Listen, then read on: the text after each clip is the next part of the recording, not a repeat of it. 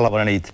Amb l'estatus que havia aconseguit amb la seva tercera pel·lícula, Dones enamorades, que per cert vam emetre aquí als Nous Clàssics fa algunes setmanes, Ken Russell va fer La passió de viure, que va ser un experiment curiós perquè va transformar el que havia estat la seva trajectòria com a director especialista a la BBC en retrats d'artistes famosos a un llargmetratge cinematogràfic convencional, i no gens convencional, per cert.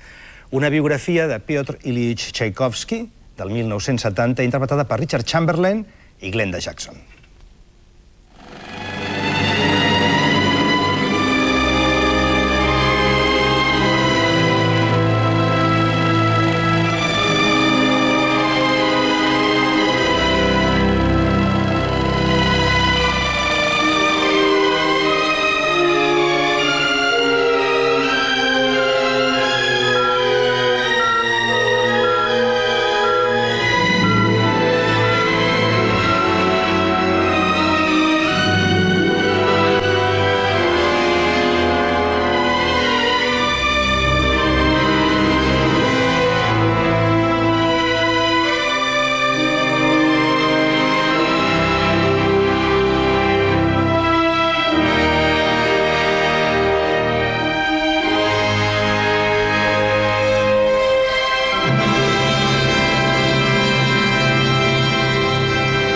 Aquells films sobre artistes famosos que havia fet Ken Russell per la BBC incloïen escriptors, pintors i sobretot músics.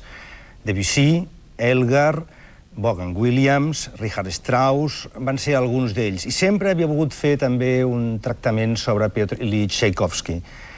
Ho va fer com a llargmetratge. Ho va fer en aquesta pel·lícula del 1970 que va estar prohibida a l'estat espanyol durant 4 anys i que es va estrenar amb una versió censurada i amb alguns canvis. Ho vam descobrir els que vam veure la pel·lícula per primera vegada a la Setmana de Cinema en Color, llavors al Palau de Congressos de Montjuïc.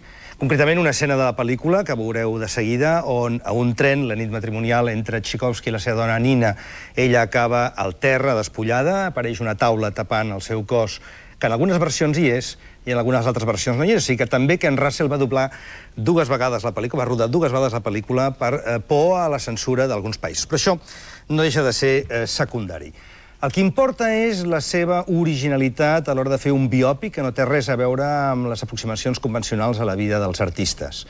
No només per l'atreviment en què va explicar la realitat de la vida de Tchaikovsky, sinó també pel tractament cinematogràfic que no té res d'anacrònic ni de classicista. Més aviat sembla una fira o una mica el que era el muntatge de parc d'atraccions dels soviètics dels anys 20. Això va posar els pèls de punta en els seguidors de la música clàssica i sobretot els seguidors del compositor, però va ser un gran èxit pel film, que en aquella època va trencar motllos. La pel·lícula és la biografia de Tchaikovsky, és també la manera d'entendre el cinema que té Ken Russell, i és, per altra banda, també un autèntic espectacle audiovisual en tots sentits. Els 2 convidats que tenim avui. Conrado Xalabarder, el primer a la meva esquerra, és escriptor de cinema, però no tant de cinema com especialista en música en el cinema o música composada o aplicada a la pantalla. Bona nit, Conrado. Bona nit. I l'Àlex Robles és crític musical, a La Vanguardia, per exemple, és també crític musical o com a mínim responsable a Catalunya Música, un bon amic i una persona que no havia vist el film, l'acaba de veure. Hola, què tal, Àlex? Bona nit. Bona nit, què tal? I tots dos, sens dubte, m'han dit abans que, en fi, que li troben valors a la pel·lícula, tot i que va ser molt criticada. Jo em feies una mica de por.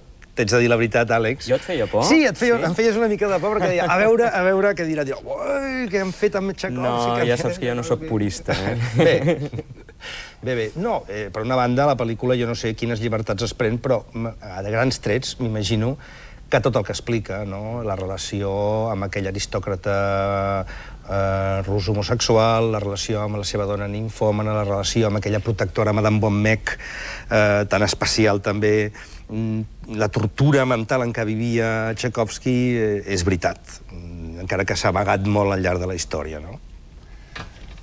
Sí, no sé, jo t'he de dir que la dada que has aportat de que aquest senyor, aquest director, justament va estar treballant per la BBC i tots aquests retrats de compositors que va fer, jo no ho sabia, però realment no m'estranya veient el que he vist. El que passa és que va fer un retrat que justament, aviam, els trets biogràfics estan agafats molt pels pèls i són... O sigui, tenen un tractament romàntic, no? Tan romàntic com és el personatge en qüestió, com és Tchaikovsky.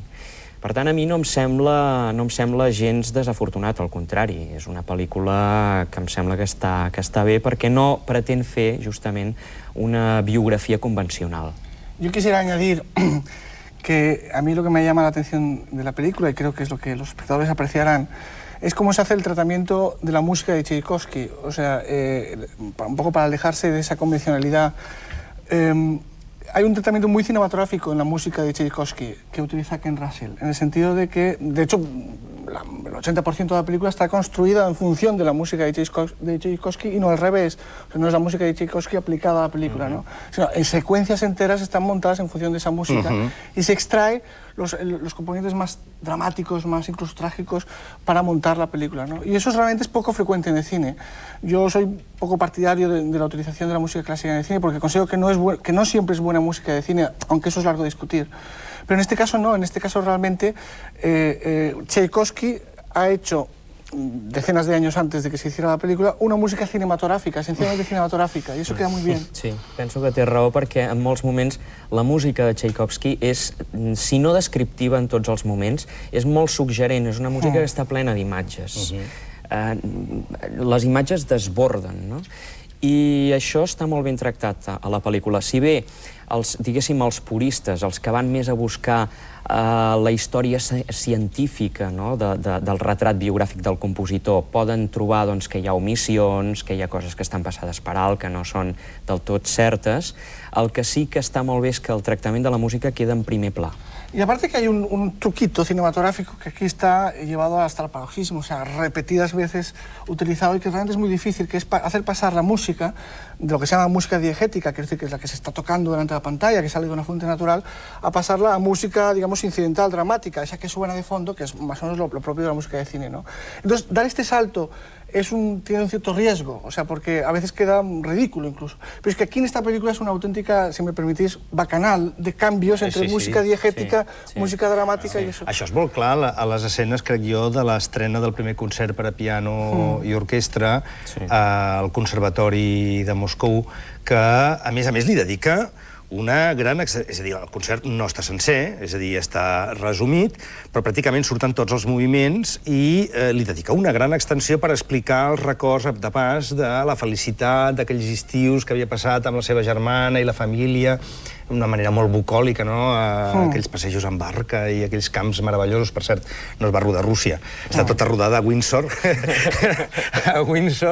i a Southampton i a mansions angleses, es va rodar tota ella a Anglaterra, no? Però és veritat, vull dir que es pren el temps, no? Acaba un moviment i se'l veu com, després d'acabar un moviment, està allà davant del piano, ell, feliç i content, i llavors es produeix el flashback una altra vegada amb el segon moviment, que és tan líric i tan bucòlic. No, y además, como esa música es aplicada un poco, o sea, esta película es exagerada, o sea, en el sentido de, bueno, tenemos un personaje que es ninfómana, que el colmo de una ninfómana es casarse con una persona homosexual, o al revés, el colmo de una homosexual es casarse con una ninfómana. Y cómo la música que se aplica en la película realmente describe mucho esta relación tan alocada, tan atormentada, no? Sí, jo el que diu el Conrado estic completament d'acord perquè un dels moments així més onírics o més surrealistes és quan surt la música de l'obertura 1812 cap al final del film. Cap al final del film, on surten els canons que sentim a la música i aquells canons van degullant els caps de tots els personatges, no? Personatges que surten a la pel·lícula, no? És un moment... I ell acaba dirigint dalt d'una torre, dalt d'un campanar, Tchaikovsky. És una imatge, no sé, recorda, doncs, una imatge potser daliniana, fins i tot,